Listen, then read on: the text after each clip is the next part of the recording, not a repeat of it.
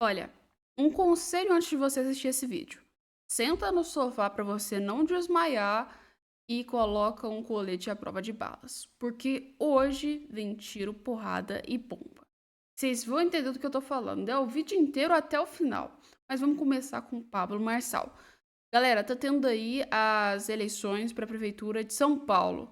E ao contrário do que todo mundo tava achando que seria uma coisa pacífica, não foi. Tá cheio de conflitos entre vários candidatos, indo até processos. Só que dessa vez, o Pablo Marçal acabou humilhando o Datena. Mas quando eu falo humilhar, não é humilhar qualquer não. É humilhar de verdade, no nível estrondoso, sem falar quase nada. E agora a gente tá com uma briga enorme entre o Datena e o Pablo Marçal. Espera aí que você vai entender. Vou colocar aqui para vocês verem a situação, tá?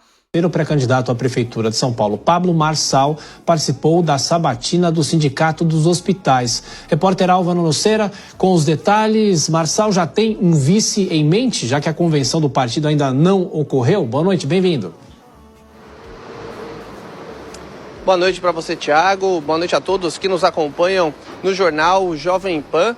Em meio a essa corrida eleitoral, algumas chapas ainda não estão definidas, como é o caso do empresário Pablo Marçal. Durante uma agenda, uma visita ao Sindicato dos Hospitais aqui em São Paulo, Marçal afirmou que deve ter uma mulher como vice, mas que ainda não tem nada definido. O pré-candidato ainda reforçou que ainda busca o apoio do União Brasil. Vamos ouvir o empresário. Está em aberto, né? Você bem falou. Eles tiveram a convenção e não resolveram a questão, porque realmente tá para fechar com a gente. Vocês vão ficar sabendo até no domingo, dia 4. Tá forte uma situação de colocar uma mulher lá. Muito se comenta sobre um possível racha dentro do PRTB. Marçal negou que exista alguma quebra dentro do partido e ainda cutucou a convenção que aconteceu no último sábado do pré-candidato José Luiz Datena. Vamos ouvir o pré-candidato. Não existe esse racha lá dentro. O que existe é a gente de fora dando pitaco, né? Igual coitado do Datena. O Datena foi lá no lançamento da candidatura dele. E aí mandaram pessoas para ficar lá vaiando e fazendo, mas quem que é esse povo? Ninguém viu, não é do PSDB, é uma aglutinação de gente que, né, quer colocar só para atrapalhar o processo da pessoa. A convenção de Pablo Marçal está marcada para o dia 4 de agosto. Volto com você, Thiago. É isso, na reta final das convenções aqui em São Paulo, sempre de olho, o Álvaro Noceira com as informações. Até mais tarde. Bom, Dora Kramer, ainda resquícios do fim de semana, a escolha, a confirmação de José Luiz Datena como candidato do PSDB, e ainda há algum tipo de dúvidas para as próximas semanas, ou talvez até a própria candidatura de Pablo Marçal já esteja consolidada. Dora.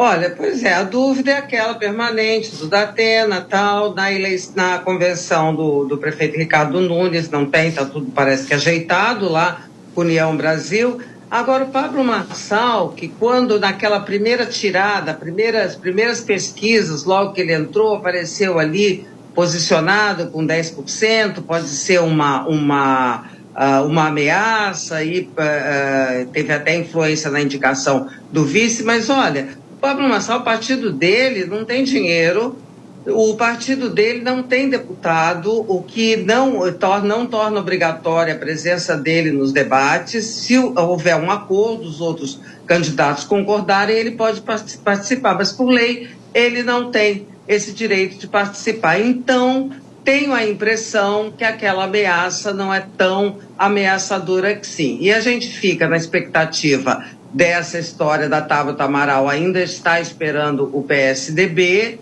né? Não sei bem o que está esperando, mas até o dia 15, que é o registro das candidaturas, a gente vai saber esse mistério aí do vice da Tabata Amaral, que tudo indica deve ser realmente do PSB, uma chapa puro sangue, e pronto. E aí começa, dia 16 de agosto, começa o horário eleitoral, que é uma outra coisa que a gente vai observar com internet, redes sociais, se esse horário eleitoral ainda tem a influência que já teve. No caso, José Luiz Datena, desistência de se candidatar a prefeito, né? E aí a retomada daquele plano inicial de ser o seu vice. Eu acredito que sim. Essa vacância do cargo de vice, mesmo depois da convenção, acho que é um sinal claro de que sim, ela está aguardando uma reviravolta ali no PSDB, depois de toda a confusão que já tivemos no dia da convenção, para que Datena volte ao plano inicial, retorne àquela ideia de ser o vice da Tabata Amaral. Agora eu queria só citar o Pablo Marçal. Eu acredito que ele só não será o candidato se ele não quiser, porque um partido que não tinha nenhum tipo de possibilidade de competir com relevância na campanha eleitoral, tendo alguém com 10%, já não pode escolher nenhum outro nome, né? Vamos nos lembrar que antes do Pablo Marçal, o candidato do partido era o Padre Kelmo, que pontuava com 1%. De 1 para 10, eu acredito que algo muito estranho poderia justificar uma tomada de decisão pelo partido pela retirada do Pablo Marçal. Ele só não vai ser candidato se ele mesmo desistir, se ele datenar. E nessa segunda... Diferente do Datena que não disputou, eu disputei, fui eleito, apareceu diversas vezes na Justiça Eleitoral, eleito com 243 mil votos, para quem não acompanhou, teve uma demanda judicial. A demanda perdi por 7-0 no Tribunal Superior Eleitoral. Eu entendo, não fiquei magoado e continuo lutando pelo povo. Desafiar também gente que fala que é pré-candidato para ir na rua ver o povo. Luiz Datena, vem na rua, vem mostrar suas propostas. Ô Datena, cadê você, Datena? Kim, cadê você, Kim? Você não quer ser candidato? Você não quer ser prefeito? Vamos pra rua. A Marina já tá indo pra rua também. Cadê vocês? É fácil ser candidato e ser prefeito, né? O atual prefeito é fraco. E se ele fosse um cara minimamente adequado, ele assumiria isso aqui do peito e resolveria. Então eu vou fazer um desafio para você, Ricardo Nunes, fraco. Se você é um cara que realmente quer saber do empreendedorismo e dos trabalhadores, você ainda tem tempo no seu mandato de regularizar isso aqui. Ó. Isso aqui é uma joia. Vocês viram? Pablo Marçal comprou a briga legal contra aí, né? Ou contra não, ou a favor na prefeitura de São Paulo. Ele comprou contra todos os candidatos para ser o mais eleito e o mais bem votado. E na minha versão, eu também acho que o Pablo Marçal é melhor para São Paulo. Mas aí vai de pessoa para pessoa, não é mesmo? O que vocês acham? Coitado do Datena. Mas não foi o único fato e o único problema que a gente vai trazer para vocês aqui, não. Tem muita coisa, então aguarda aí. Tem uma coisa que tá todo mundo criticando, mas todo mundo sabe que era uma verdade. E até os jornais, como por exemplo da Globo News, falou e citou e disse que o Maduro tinha intenções. Mas intenções em expor o Lula.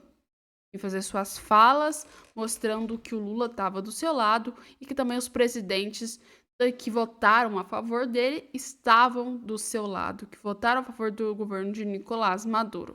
E a Globo fez o quê? Falou, deu uma passada mais ou menos de pano, mas não conseguiu esconder quanto aquilo foi feio. O Maduro faz essas coisas exatamente para jogar, né, o Lula, o Obrador, né, e o Petro contra os outros países. Olha, eles são meus aliados, hein? E isso cria dificuldades para esses presidentes dentro dos seus países internamente, como aqui no Brasil, né? 100% dos editoriais, dos jornais, por exemplo, dos comentaristas, criticam, evidentemente, aquela fala do Lula completamente deslocada, sem sentido.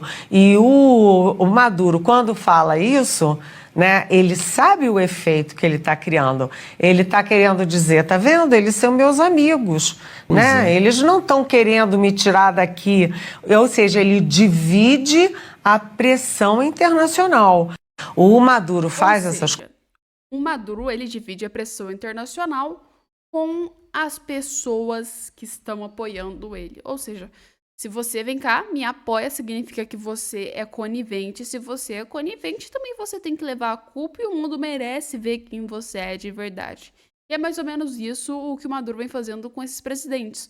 Colocando à tona qual é a verdadeira face deles, o que eles querem, o que eles apoiam. E assim, a fala do Maduro nunca foi sem noção. O Maduro sabia onde ele queria atingir e sabia que dessa forma ele fazia uma ameaça e prendia para que esses países continuassem apoiando ele até o final.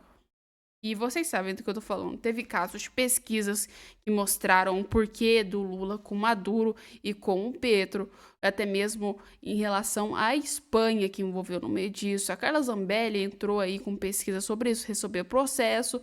Foram vários casos que mostraram por que o Lula ele ainda apoia o Maduro. Porque tem muita coisa, mas muita coisa escondida, muita coisa que ninguém sabe. Mas aí a amizade do Lula e do Maduro já ficou claro, não é mesmo? Pois é, a amizade dos dois já tá nítida, né? E uma pessoa que resolveu fingir que não tá sabendo de nada depois de ter feito uma das maiores atrocidades da história, que é ir na própria posse do presidente do Irã e, aliás, sentar junto com um grupo de líderes de organização terrorista, foi o Alckmin. Só que ele preferiu ficar calado sobre as eleições na Venezuela, né? Ou seja, já tá feio demais pro Alckmin a situação de que ele já tava no Irã, um país que de democrata não tem nada, unido com vários líderes que também de democrata não tem absolutamente nada, e líderes do Hamas, do Hezbollah. E se ele resolvesse falar agora sobre a situação do Maduro, citar alguma coisinha, mas a coisa ia ficar feia pro lado dele. Ou se ia. Aí o Alckmin fez o quê? Como uma pessoa um pouco mais inteligente do que o Lula, ele decidiu ficar calado. Falar, não vou dizer nada sobre o tema, que é melhor. Porque se abrisse a boca em relação ao Maduro, ou seja, apoiando, ia ficar feio para os brasileiros. E se ele negasse, ia ficar feio para o Lula. Ou seja, peraí, nem o vice-presidente nem o presidente estão batendo bem com as ideias, igual assim o que aconteceu, né, praticamente com a Kamala Harris e o Biden, que a Kamala Harris chegou lá, detonou o Benjamin Netanyahu. Aí, de repente, do nada, o Biden chega e envia armas para Israel. São duas coisas que não estão batendo. Ou seja, mostra o quanto o governo está desequilibrado. E no Brasil, se o Alckmin abrisse a boca, falasse alguma coisa sobre esse tema, ia mostrar, claro, que o Brasil também não tá nem um pouquinho equilibrado e que o governo tá dividido. Bem dizer que já não dá para esconder mais isso, tá todo mundo vendo que o governo já tá dividido e que cada um tá para um lado diferente, né? É tanto que tem ministro que apoia, tem gente que não apoia, depois tem comentarista que apoia, resumindo, tá em colapso. E tá para todos os lados. E o Maduro foi o prato principal que fez o governo Lula entrar mais em colapso ainda. E com as falas do Lula, tudo aí que tá acontecendo, as pessoas usaram da inteligência artificial para mostrar pro mundo qual a posição política do Lula, tá? Não fui eu que fiz essa publicação, tá? Essa publicação foi feita em um outro perfil de um deputado, que no caso foi o Alberto Fraga, tá? Que publicou isso, onde é uma montagem feita por inteligência artificial, mostrando que o Lula ele tá em silêncio enquanto a guerra tá acontecendo, ou seja, que ele tá ignorando tudo que tá acontecendo na Venezuela. E a gente vê o caos que tá nessa imagem. E eu quero que vocês comentem aí nos comentários o que vocês acharam dessa imagem. Representa realmente a posição do Lula em relação à Venezuela ou não? Ou talvez representa mais ou menos? Põe aí nos comentários. E no meio desse caos todo, onde a gente vê que para alguns países a Venezuela é democracia, Maduro diz ter prendido, então, nesse período, tá? 120 pessoas após os protestos. Ou seja, vão para a prisão de segurança máxima. Ô galera, explica uma coisa. Qual que é a fissura desse povo por prender oposição? Me diz, o que é isso? Que é isso, cara? Venezuela prendendo segurança máxima. Eles acham o quê? Que a oposição ela é muito mais perigosa que um criminoso? Porque, assim, a gente já viu isso em vários lugares. Não é só na Venezuela. E é isso aí, eu tenho que dizer que é o quê? É uma perseguição. Pois é. E na Venezuela mostra nítido o quanto isso é uma perseguição. Prender opositores não é coisa normal, não. Ainda mais em segurança máxima. O que eles fizeram? Me diz, explica. O Maduro deu um golpe. Manifestaram contra o Maduro. O que eles fizeram de errado? Absolutamente nada. E não só, como a Venezuela, tem outros países também que fazem isso. Como também a ditadura de Ortega. Não sei se vocês conhecem, o ditador da Nicarágua, o Ortega. Ele prendeu, né, pra vocês terem noção, mais 6 padres na Nicarágua. O regime na Nicarágua retira os direitos políticos de 14 presos, ou seja, opositores de Ortega. E, para piorar ainda mais, o governo Lula ele não aceita a participação da declaração de 55 países contra o Ortega. Pois é. Me diz, isso aí eu vou fazer uma pergunta para vocês. Vai, quem acertar aí, com certeza merece um brinde, tá? Qual o outro país que também prende opositor? Porque até o momento a gente tá vendo ditadura. Que país que prende opositor, gente? Põe aí nos comentários mais o nome de um país que prende opositor. Porque a gente já viu a Nicarágua e a Venezuela. Tem um outro também que prende opositor. Um outro não, tem muitos outros, na verdade. Põe aí nos comentários. Mas vamos lá.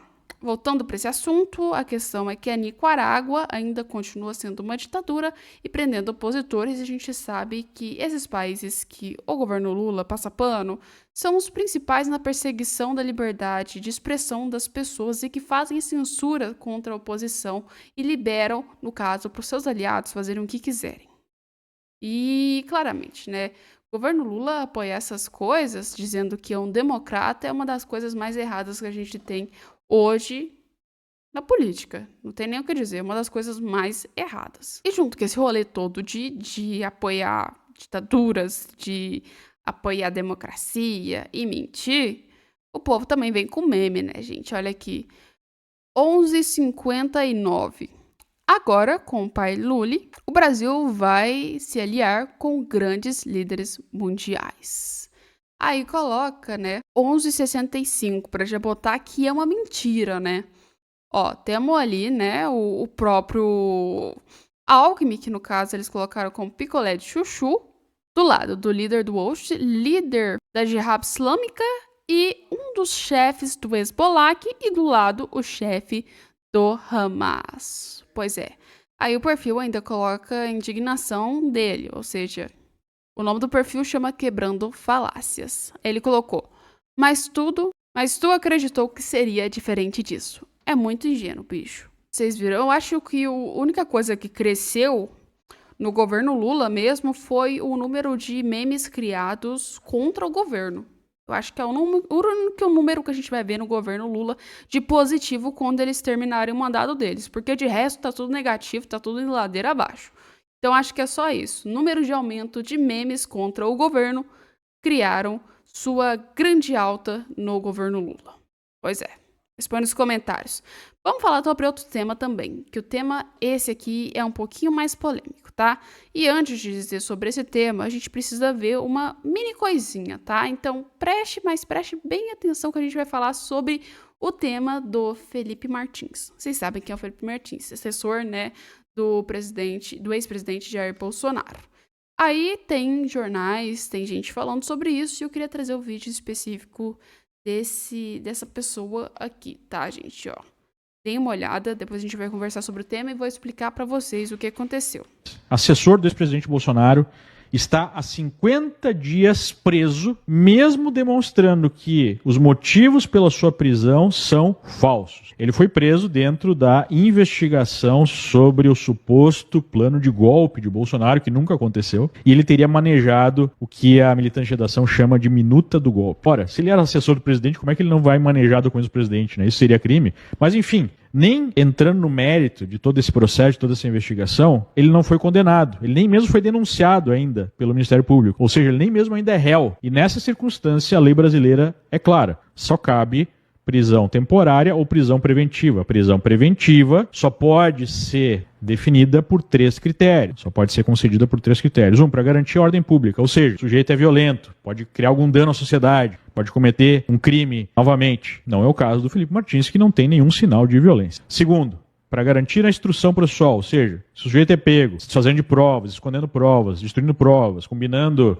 depoimento com outro investigado, isso é motivo para uma prisão preventiva, não foi o motivo alegado pela polícia para prender Martins. Terceiro motivo, garantia da execução da lei penal, ou seja, se o sujeito vem a ser condenado e há indícios de que ele busca fugir, né, da justiça, então isso seria motivo para prisão preventiva. E foi esse motivo dado pela polícia para prender o Felipe Martins. Mas olha só o motivo que eles deram. Eles disseram que, por conta dele ter ido viajar para o exterior no final do mandato do Bolsonaro, seu chefe, ele poderia estar tentando fugir. Ou seja, viajar com seu chefe seria motivo de fuga. Mas há uma série de problemas com esse argumento. Primeiro argumento, se o sujeito tentou fugir para os Estados Unidos, mas voltou para o Brasil, ele não estava tentando fugir. Então isso não seria motivo, mas ele não viajou para os Estados Unidos. Esse que é o ponto. Ele provou que ele não viajou para os Estados Unidos. Como é que ele provou? Ele mostrou bilhetes de uma viagem interna que ele fez pela Latam. Ele mostrou outras provas, ele mostrou fotos que ele tinha com a esposa, foram publicadas no Instagram da esposa, mostrando que ele estava no Brasil nessa época. Mostrou outros documentos que provavam a sua estadia no Brasil. E mesmo assim, depois de mostrar isso, ele continua preso. O ministro Moraes pediu mais informações, pediu uma posição do governo americano, se ele entrou ou não no país, porque havia uma lista inicial, né, que ele estaria naquele voo, mas a lista definitiva ele não aparece. Teria um registro, né, da alfândega americana, só que esse registro pode ter sido feito por um registro inicial que é feito pelos governos, já que ele estava, né, a serviço do presidente. Enfim, ao invés de soltá-lo quando ele demonstra que ele não estava,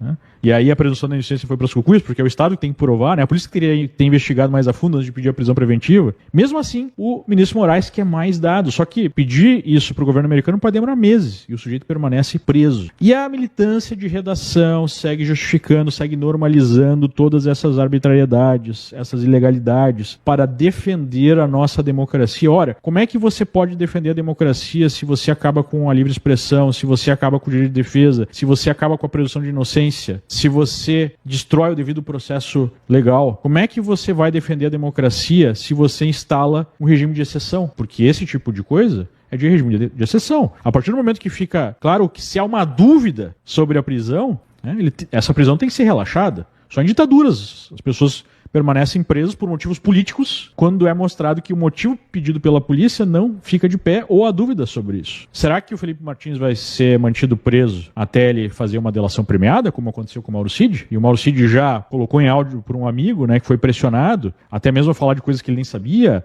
a confirmar uma narrativa? Ou simplesmente é um desejo de castigar, né, um desafeto? Esse tipo de coisa não cabe num país democrático. E isso não pode ser normalizado. E não é um caso isolado. O que a gente está vendo nos últimos tempos é uma onda avassaladora de arbitrariedades, né?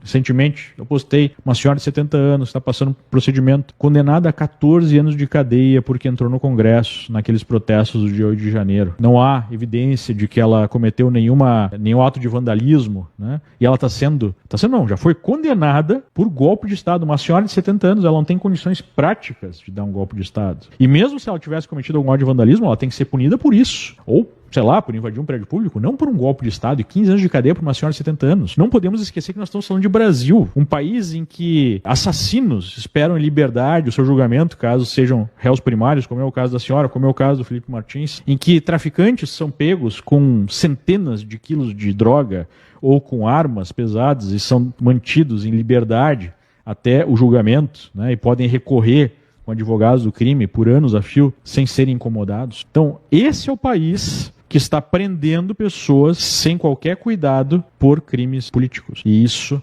só acontece em ditaduras. Felipe Martins precisa ser liberado já. Felipe Martins teve uma crítica enorme em cima desse caso, né, do Felipe Martins, porque assim, né, a defesa de Felipe Martins, ela cita o esvaziamento de motivos para manter o preso e pede liberdade, e já pediram várias vezes, né? Tanto que ele conseguiu provar. Se ele tem fotos, tem vídeos, tem imagens, tem tudo que comprova que ele não estava num voo nos Estados Unidos, e mesmo se ele tivesse ido e voltado também, isso não prova que é uma fuga. A gente pode dizer que ele ainda continua preso e já era para estar em liberdade, segundo aí, né, a defesa do próprio Felipe Martins, né? Mas esse caso, vou deixar com vocês os comentários para vocês me dizerem o que vocês acham. Vocês acham que aconteceu o quê? O que vocês acham que deveria acontecer no caso do Felipe Martins? O vídeo que eu botei para vocês explicou de uma forma jurídica o que era e o que aconteceu sobre o caso.